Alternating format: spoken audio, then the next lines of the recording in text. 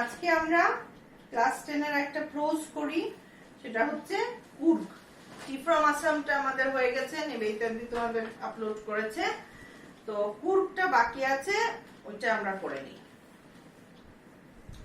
কুর্গ হচ্ছে একটা coffee country, coffee উৎপাদন হয় এই জায়গায়।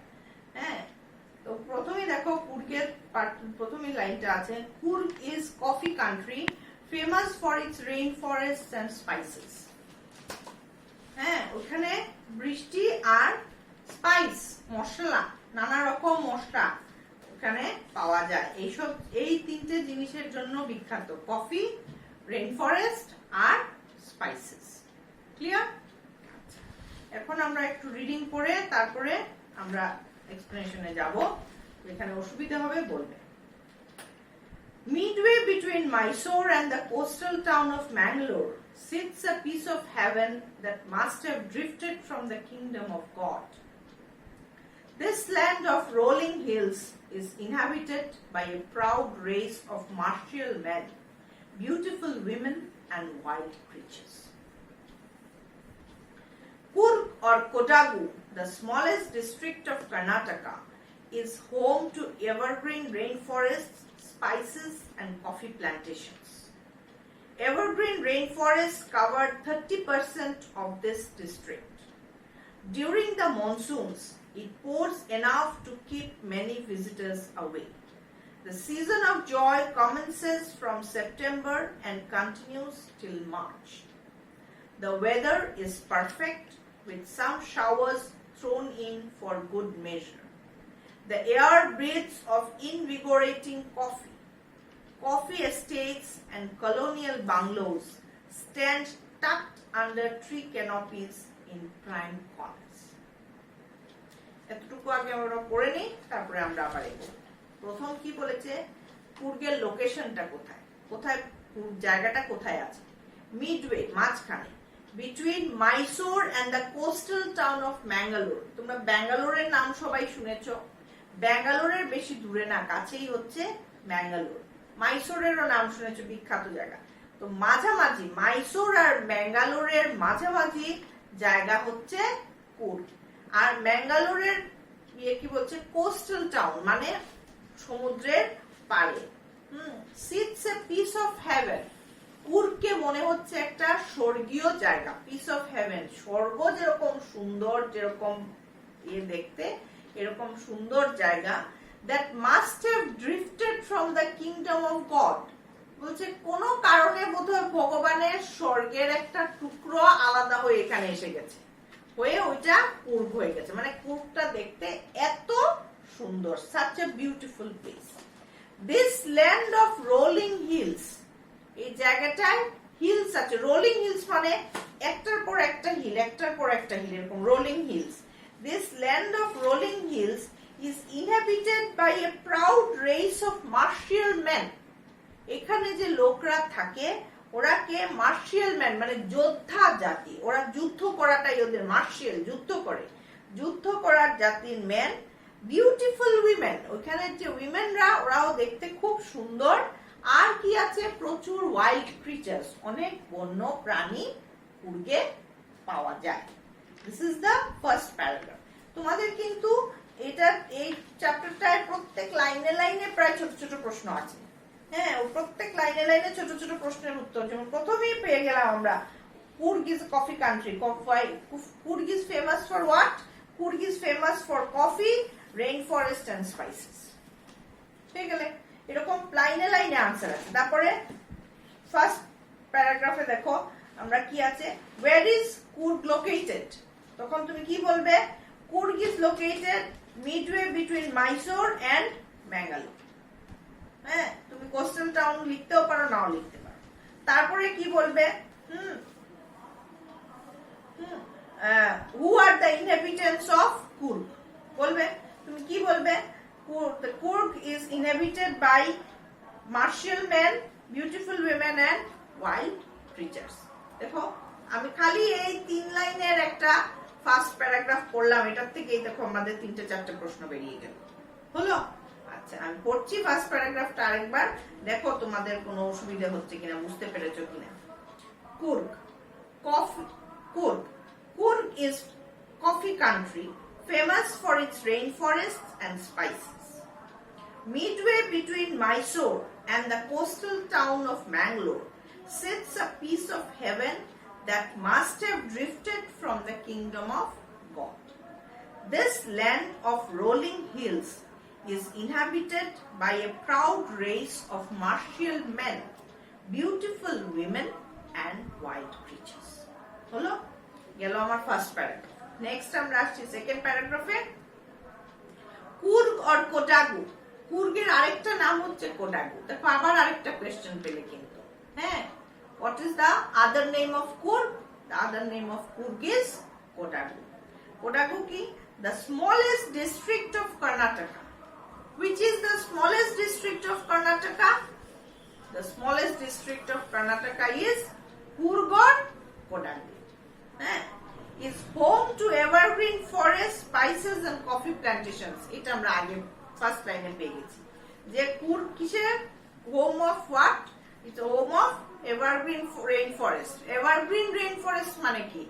বৃষ্টির জন্য ঘন জঙ্গল হয়। এখন কিছু কিছু জঙ্গল আছে এভারগ্রিন। এভারগ্রিন মানে সারা বছর যে গাছে পাতা সবুজ থাকে, পাতা ঝরে না, যে গাছে সারা বছর গাছে থাকে, পাতা থাকে, মানে খুব বৃষ্টি একদম ঘন হলে পরে এরকম গ্রিন থাকে সারা বছর। আর ডেসিডুয়াস আছে যেখানে মনসুন এরিয়া, ওইসব জায়গায় ওখানে হচ্ছে পাতাটা ঝরে যায়। আমাদের কি হয় দেখবে, বেশিরভাগ আমরা ভালো করে তাকিয়ে দেখবে তোমার সময় ওই পুজোর পরে যখন তোমার শীত আসতে শুরু করে তখন পাতা ঝরে গেল, আবার যখন শীত চলে গেল, যখন স্প্রিং টাইম এলো তখন কি হলো, আবার সুন্দর ছোট ছোট পাতা গাছের মধ্যে উঠে যায়। তো ওরা এভারগ্রিন গাছ, ওরা এভারগ্রিন গাছ। আর এভারগ্রিন গাছ হলো যে গাছটায় সারা বছর তুমি পাতা দেখতে পাবে, কখনো পাতা ঝরে না। তো এর যে কুর্গের যে গাছগুলো সেগুলো evergreen. Evergreen rain forest cover 30% of this district. ডিস্ট্রিক্টের 30% জায়গায় এভারগ্রিন ফরেস্ট দিয়ে Dhaka. During the monsoons, it pours enough to keep many visitors away. Monsoon আমাদের ইন্ডিয়ার মেইন এটাই হচ্ছে মনসুন, প্রচন্ড মনসুনে কি হয়, বৃষ্টিপাত হয়। তো বলছে কুর্গে এত বৃষ্টি হয় মনসুনের সময় যে তখন আর বেশি ভিজিটার্স কুর্গে বেড়াতে যায় না। বৃষ্টির মধ্যে মানুষ বেড়াতে গিয়ে তো মজা পাবে না, না ঝরঝর করে শুধু বৃষ্টি পড়বে, যদিও ওইটার একটা অন্যরকম সৌন্দর্য আছে, ওইটাও কিন্তু সাধারণত মানুষ যখন যায় বৃষ্টির সময় অ্যাভয়েড করে যায়। During the monsoons, it pours enough to keep many visitors away. The season of joy commences from September. Monsoon যখন শেষ হয়ে যায় সেপ্টেম্বর মাস থেকে মোটামুটি মজার সময় শুরু হয়ে যায় and continues till March. আর মার্চ মাস পর্যন্ত এই সময়টা থাকে। ওই সময় কি হয়, যখন জয়, সিজন অফ জয় মানে ওই সময় ভিজিটার খুব বেশি, মানুষ খুব বেশি ওই সময় কুর্গে বেড়াতে যায়। The weather is perfect. খুব আরামদায়ক তখন ওয়েদারটা থাকে, মানুষ তখন ওই আরামের ওয়েদারে গিয়ে এনজয় করতে পারে। With some showers thrown in for good measure. মাঝে মধ্যে কিছু বৃষ্টি তখনও হয়, কিন্তু সেই বৃষ্টিটা আরামদায়ক, সেই বৃষ্টিটা ঝরঝর করে বেশি দিন ধরে পড়ছে না, মানুষ সেই বৃষ্টিতে গিয়ে আনন্দ পায়, আরাম পায়। The air breathes of invigorating coffee. আর ওই সময় গেলে আকাশে বাতাসে শুধু যেন মনে হয় কফির গন্ধ পাওয়া যায়, কফির গন্ধ মো করছে। Coffee estates and colonial bungalows stand tucked under the tree canopies in prime corners.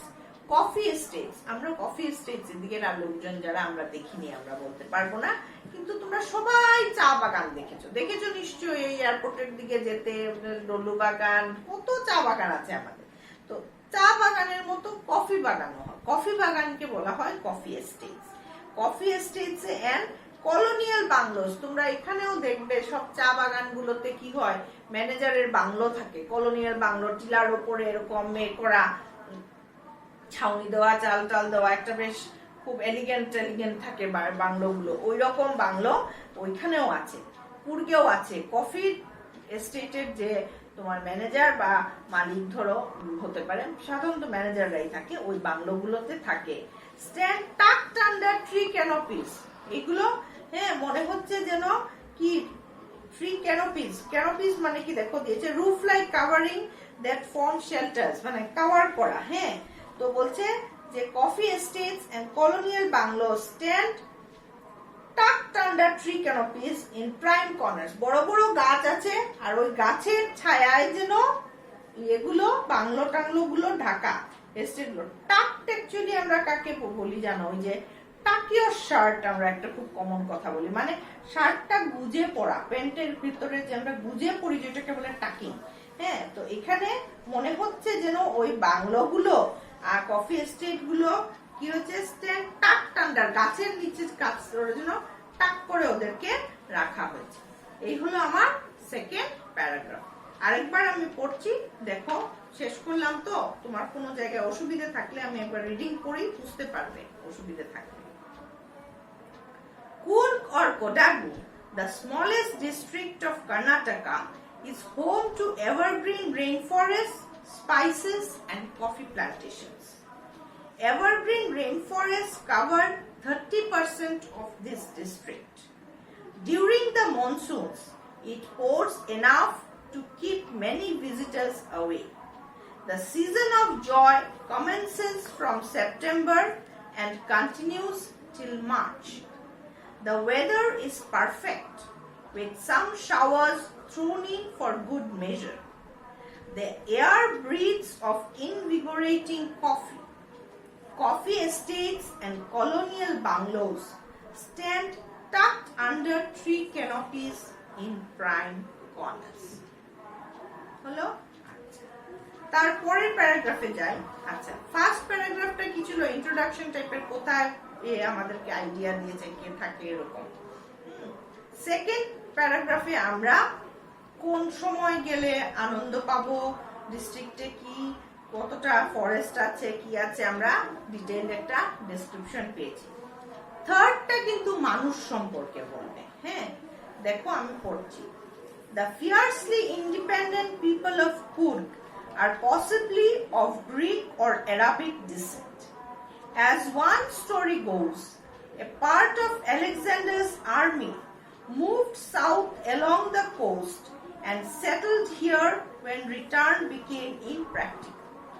These people married amongst the locals, and their culture is apparent in the martial traditions, marriage and religious rites, which are distinct from the Hindu mainstream. The theory of Arab origin draws support from the long black coat with an embroidered waist belt worn by the Kodavus, known as Kupia. It resembles the kufia worn by the Arabs and the Kurds. Dress নিয়ে বলছে, কি বলেছে, the fiercely independent people of Coorg. কুর্গের যে মানুষ যারা আছে ওরা খুব স্বাধীন চেতা, খুব স্বাধীন এর মানুষ, আর possibly of Greek or Arabic dissent.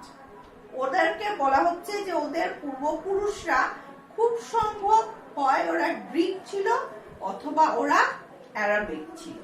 Dissent, dissent মানে আমি ওদের ডিসেন্ডেন্টস, আমার পূর্বপুরুষ ওরা ছিলেন, আমি ওদের ফলোয়ার, ফরেস্ট। বলছে যে খুব সম্ভব ওদের গ্রিক বা অ্যারাবিক ওদের অরিজিন। তাহলে এটা আরো একটা শর্ট কোয়েশ্চেন পেলে কিন্তু দেখো, একটা গল্প আছে এই কি করে গ্রিক বা অ্যারাবিক ডিসেন্ট হলো, কোথা থেকে হঠাৎ এই কুর্গের মতো জায়গায় প্রচুর অ্যারাব বা গ্রিক থেকে মানুষ এসে কি করে সেটেল করে গেল, একটা কোনো কারণ থাকতে হবে তো, কি করে হঠাৎ করে একটা এত দূর দেশের মানুষ এসে এইখানে হঠাৎ কেন থাকবে, কিছু কারণ থাকতে হবে তো। তো কারণটা কি, গল্পটা এরকম যে as one story, a part of Alexander's army, Alexander the Great যখন অ্যাটাক করেছিলেন ইন্ডিয়াকে, কোন দিকে ম্যাপটা মনে করো যে আফগানিস্তান পাকিস্তান ওই দিক দিয়ে ওয়েস্টার্ন সাইড দিয়ে এসে যখন ঢুকেছেন, তখন কি হয়েছে, ওনার আর্মির একটা পার্ট, যে হিউজ আর্মি নিয়ে উনি এসেছিলেন, ওই আর্মির একটা টুকরো army moved south along the coast, সাউথের দিকে, মানে কুর্গ তো সাউদার্ন ইন্ডিয়াতে, ওইদিকে আস্তে আস্তে নেমে এসছে ওই আলেকজান্ডার আর্মির কিছু লোক, মানে নিজেরা হয়তো যুদ্ধের মধ্যে হচ্ছে না, পারছে না, পাই না, নিজেদের রক্ষা করতে বা যুদ্ধ করতে করতে ওরা নিচের দিকে নেমে এসছে, south along the coast and settled here. আর তারপরে ওরা যুদ্ধ শেষ হয়ে গেছে, ওরা এখানে থেকেই গেছে, ওরা আর এখান থেকে যায়নি। কেন যায়নি? when return became impractical, যখন ওদের ফেরত যাওয়াটা আর প্র্যাকটিক্যালি সম্ভব না, যখন অবাস্তব, যখন ওদের অবস্থাটা হয়ে গেছে যে এখানে বাঁচতে হলে আর থাকতে হলে ঠিক করে এখানেই আমাদের থেকে দিতে হবে, ওরা এখানে থেকে গেছে। দিস পিপল, এই যে মানুষ যারা থেকে গেছিল, অল্প সংখ্যক, খুব বেশি তো ওরা ছিল না, ওরা কি করেছে? ম্যারিড এমাংস দ্য লোকালস, ওদের ওখানে যে অন্য লোকাল যে আরো মানুষরা আছে ওদের সঙ্গে ওদের ওঠা বসা বাড়লো। ওঠা বসা বাড়লে কি হয়? বৈবাহিক সম্পর্ক তৈরি হয়। ওরা তখন লোকাল, ধরো ওদের মধ্যে যে ছেলেরা ছিল ওরা লোকাল মেয়েদেরকে বিয়ে করলো, করে ওদের কালচারটাও বিস্তার হলো, মানুষের সংখ্যায় বাড়লো। হ্যাঁ, married amongst the locals and their culture is apparent in the martial traditions.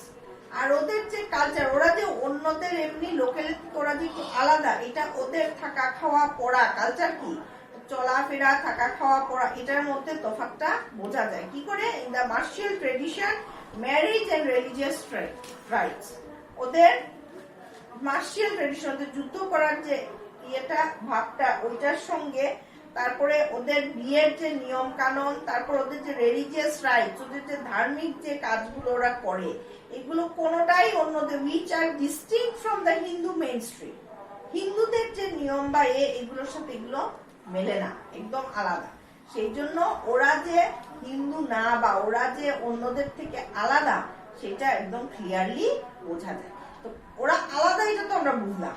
আলাদা হলে যে ওরা যে গ্রিক বা আরবি, অন্যটা না, কেন এটাও বলছে। দেখো কি বলছে, the theory of Arab origin, এই যে ওরা আরব, সৌদি আরব থেকে এসছে, কেন আমাদের মনে হয় ওরা আরব থেকে এসছে? draws support from the long black coat, ওদের ড্রেসটা দেখে, দেখো এখানে ছবি দিয়ে দিয়েছে, ট্রেডিশনাল কুর্গি ড্রেস, একটা লোক দাঁড়িয়ে আছে, লম্বা একটা কোটের মতো পরেছে, একটা বেল্ট বেঁধেছে, হ্যাঁ দেখেছো, টারবান পরেছে, পরে দাঁড়িয়েছে। এই ড্রেসটা থেকে আমরা অনেক কিছু বুঝতে পারি। কিরকম? আরব origin draws support from the long black coat, লম্বা কালো কোট যে ওরা পরে, with an embroidered waist belt, দেখো ওয়েস্ট বেল্ট, প্রথম বললাম বেল্ট একটা পরা ছোট এমব্রয়ডারি করা ওরা পরে, worn by the Kodavus, এই কুর্গের যে লোক, কুর্গি ওদেরকে কি বলা হয়? কোডাভুস। ওরা এই ড্রেসটা পরে, এই ড্রেসটা কিসের সাথে মিলে? দেখো এই জন্যই বলছে আরব অরিজিন, known as কুপিয়া, ওদের যে এই যে ড্রেস যেটা ওরা পরে, এই যে কোটটা, কোটের নামটা কি? কুপিয়া। এটা গুলো কোয়েশ্চেন আসে, এইবারও বোধহয় এসেছিল মাধ্যমিকে। What is কুপিয়া? কুপিয়া হচ্ছে যে ড্রেসটা এরা পরে, তোমার কোডাগুজরা পরে, কুর্গিরা। ইট রিজেম্বলস দ্য কুফিয়া। কুপিয়া আর খুফিয়া কিন্তু এক না। কুপিয়া হচ্ছে কুর্গের যে মানুষ ওরা পরে, আর খুফিয়া হচ্ছে worn by the Arabs and the Kurds, আরবের যে মানুষ, কুর্দ আর আরবের যে মানুষ, ওরা যে এরকম জাপ্পা টাইপের কোটটা ওরাও পরে, ওদের ড্রেসটার নাম হচ্ছে কুফিয়া, KUFFIA, খুফিয়া। আর আমাদের কুর্গের চ্যাপ্টার যে আমরা পড়ছি, ওখানে যে কুর্গের যে মানুষ যে পরে, যে ওর ড্রেসটার নাম হচ্ছে কুপিয়া, KUPPIA। ক্লিয়ার? দুটোর মধ্যে তফাৎ আছে কিন্তু। এগুলোর থেকে ছোট ছোট প্রচুর প্রশ্ন আসে, হ্যাঁ তোমাদের। আরেকবার আমি প্যারাগ্রাফটা পড়ছি, তারপরে দেখো তোমরা বুঝতে, আমার মনে হয় ক্লিয়ার হচ্ছে। আরেকবার পড়ে নেই, তাহলে ক্লিয়ার হবে। The fiercely independent people of Coorg are possibly of Greek or Arabic descent. As one story goes, a part of Alexander's army moved south along the coast and settled here when return became impractical. These people married amongst the locals, and their culture is apparent in the martial traditions, marriage and religious rites, which are distinct from the Hindu mainstream. The theory of Arab origin draws support from the long black coat with an embroidered waist belt worn by the Kodagus, known as kupia. It resembles the kufia worn by the Arabs and the Kurds. এটা এই প্যারাগ্রাফটা mainly আমাদের ওরা কি করে এসছে আর ওদের dress নিয়ে আমরা পেলাম। আরেকটা প্যারাগ্রাফ আজকে করি, ওটাতে কি বলছে দেখো, নেক্সট আমরা এগোই। Coorgi homes have a tradition of hospitality and they are more than willing to recount numerous tales of valor related to their sons and fathers.